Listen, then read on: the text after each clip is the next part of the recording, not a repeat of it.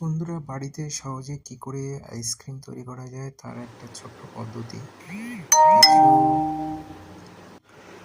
কিশমিশ নেওয়া হয়েছিল, সেগুলোকে কেটে নেওয়া হলো। তারপরে কিছু খেজুর নিয়েছি,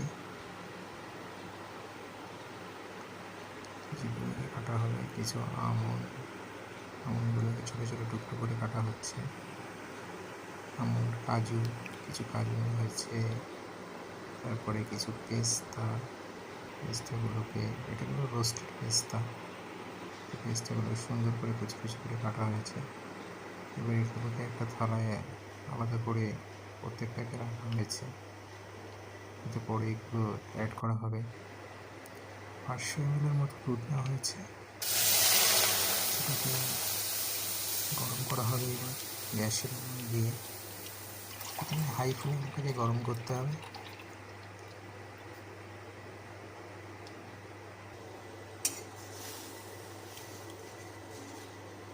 খুন্তি দিয়ে মাঝে মাঝে এটা নাড়তে হবে যাতে নিচে দুধটা লেগে না যায়। আর পরিমাণ মতো যতটা দরকার চিনি মিশিয়ে নেওয়া হলো। 2 চামচের মতো চিনি দেওয়া হয়েছে। এরপরে কিছুটা গুঁড়ো দুধ, যেটাকে আলাদা করে গুলিয়ে তারপর এটাকে এর সঙ্গে মেশানো হলো। এবার আবার কন্টিনিউ নাড়তে হবে। এরকম করে বেশ কিছুক্ষণ নাড়ার পরে যখন দেখতে হবে যে দুধটা কিছুটা ঘন হয়ে এসছে, তখন কাস্টার্ড যে গুঁড়ো করা ছিল সেটাকে কাস্টার্ডটা মিশিয়ে নিতে হবে। তারপরে যে কাজু, কিশমিশ, খেজুরের যে কচিগুলো ছিল সেগুলোকে এর মধ্যে দিয়ে কিছুক্ষণ নাড়তে হবে। বেশি না, এই 2-3 মিনিট নাড়লেই হয়ে যাবে।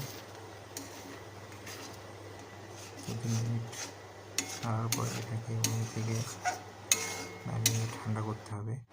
কিছুক্ষণ ঠান্ডা করার পরে আইসক্রিমের যে কাপগুলো আছে সেগুলোর মধ্যে অন্যভাবে আস্তে আস্তে করতে হবে। সবগুলোই মোটামুটি প্রায় হয়ে গেছে। এবার এটাকে মুখটাকে আটকে ফ্রিজের মধ্যে রাখতে হবে। মোটামুটি একদিন 6-7 ঘন্টা রাখলেই হয়ে যায়। পরের দিন এটাকে ফ্রিজ থেকে বের করা হয়েছে। দেখো কি সুন্দর হয়েছে, কালারটাও সাধারণ। খেতে নিশ্চয়ই দেখে মনে হচ্ছে খুবই ভালো হবে। খেয়ে আবার টেস্ট করতে হবে, দেখা যাক কেমন হয়।